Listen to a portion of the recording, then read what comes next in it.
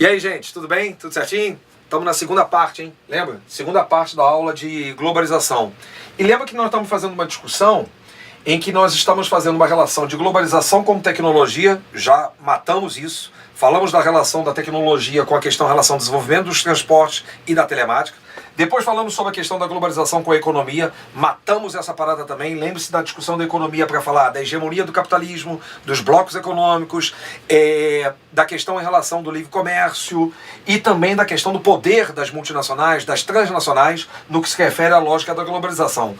Agora, nessa aula, a gente vai falar um pouco sobre globalização com cultura e globalização e o social. Bom, na globalização e a questão cultural, eu acho que é importante a gente sempre ressaltar essa questão aqui, ó. A crescente padronização do consumo no mundo. E cuidado para vocês não confundirem uma parada. Não é uma crescente, não é uma questão de padronização da cultura mundial. É uma padronização do consumo no planeta.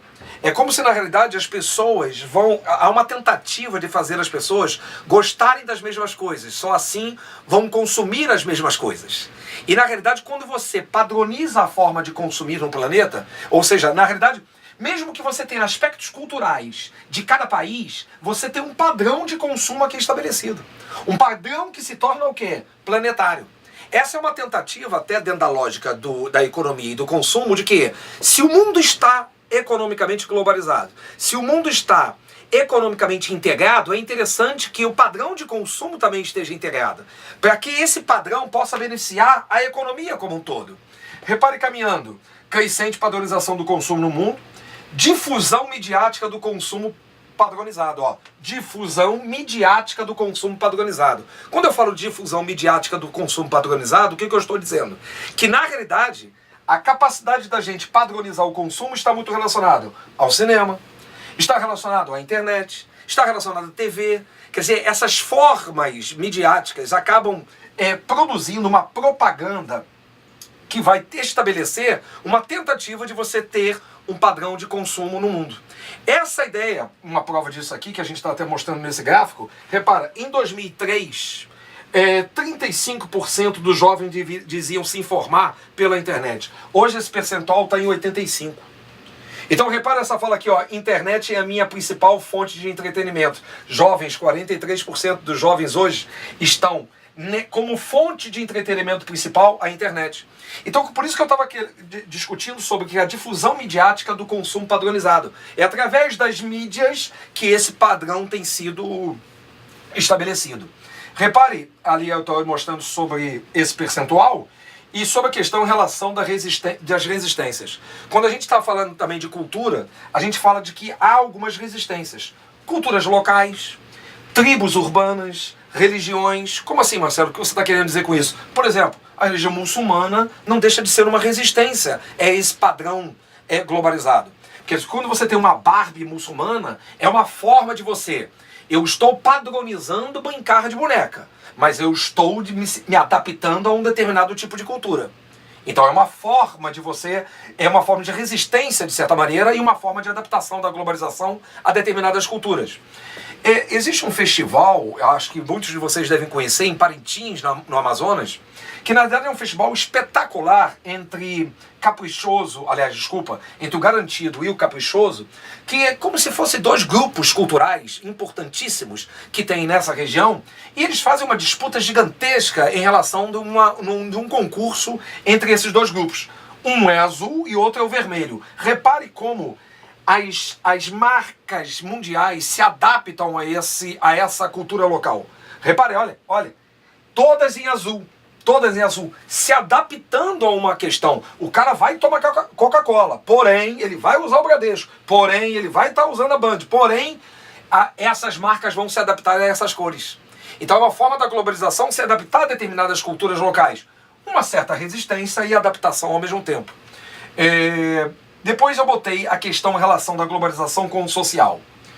Essa é uma discussão complicada porque muita gente fala que a globalização levaria a maior integração do planeta, inclusive até de pessoas. Mas a questão social tem sido comprometida, né? essa questão social no que se refere à integração, à inclusão social, tem sido muito comprometida. E a gente percebe em função até, por exemplo, da distribuição, por exemplo, geográfica da riqueza mundial em 2012. Repara que a pior situação é o que está em azul. E olha a pior situação onde que continente está. Isso é uma demonstração inequívoca em relação a essa desigualdade ainda dentro da lógica da globalização. Quer dizer, evidentemente que esses aspectos mostram bem essa relação de que a tecnologia avança, mas a desigualdade social ainda acaba permanecendo, e que você repare que é uma lógica onde você produz de forma integrada econômica, mas nem todo mundo está incluído da mesma maneira. Então esse é um processo que acaba acontecendo, porque muitas das vezes para consumir determinados produtos mais baratos se usa mão de obra mais barata, né? Repara, esse texto é muito interessante porque ele diz assim, seu Cristo é judeu, sua escrita é latina, seus números são árabes, sua democracia é grega, seu som é japonês, sua bola é coreana, seu DVD é de Hong Kong, sua camiseta é da Tailândia, seus melhores jogadores de futebol são do Brasil, seu relógio é suíço, sua pizza é italiana. E você ainda vê o trabalhador imigrante como um depreciável estrangeiro? Repara que dentro da lógica da globalização, a circulação de pessoas ainda tem uma limitação. Por isso que essa discussão social é complicada, porque ela não inclui, ela muitas das vezes exclui o processo, né? A globalização encurtou as distâncias métricas, aumentando muito mais as distâncias afetivas. Quer dizer, isso dá uma demonstração, até por essa charge, nítida em relação à distância, né? O distanciamento entre a tecnologia e o social, né? Repare, 82% da riqueza gerada entre 2016 e 2017 ficou com 1% mais rico. Os 5 mais ricos no Brasil têm tanto patrimônio como metade da população. Isso são dados de 2018.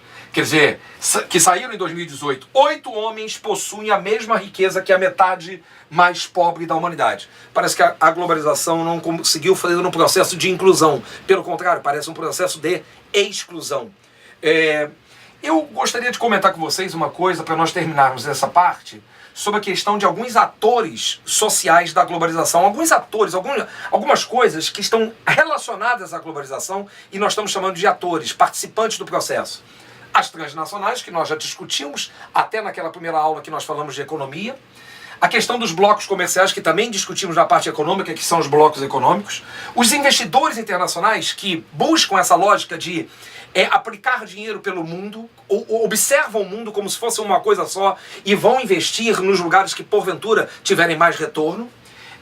As organizações multilaterais. Esse nome é muito importante, hein? Organizações multilaterais é tipo assim, Fundo Monetário Internacional, Organização Mundial do Comércio, que são organizações que atuam no mundo inteiro, que têm centenas de países relacionados e que normalmente suas decisões estão ligadas a decisões multilaterais. Quer dizer, decisões multilaterais é que vários dão opinião para ter uma decisão, mesmo que alguns até dessas organizações sejam controladas pelos países mais desenvolvidos. Os Estados nacionais. Marcelo, o que é isso? São os países. Claro que os países têm importância na lógica da globalização. Menos do que tinham no passado, porque quanto mais você globaliza e quanto mais você flexibiliza fronteiras, os Estados nacionais e suas fronteiras perdem um pouco da importância, entendeu? O enfraquecimento do Estado nacional. Cidades globais, sim, cidades como Berlim, Nova York, Tóquio, São Paulo, que são cada vez mais cidades referências no planeta. Essas cidades se tornam cada vez mais importantes dentro dessa conexão, elas estão conectadas com o planeta. Os indivíduos, logo as pessoas participam desse processo.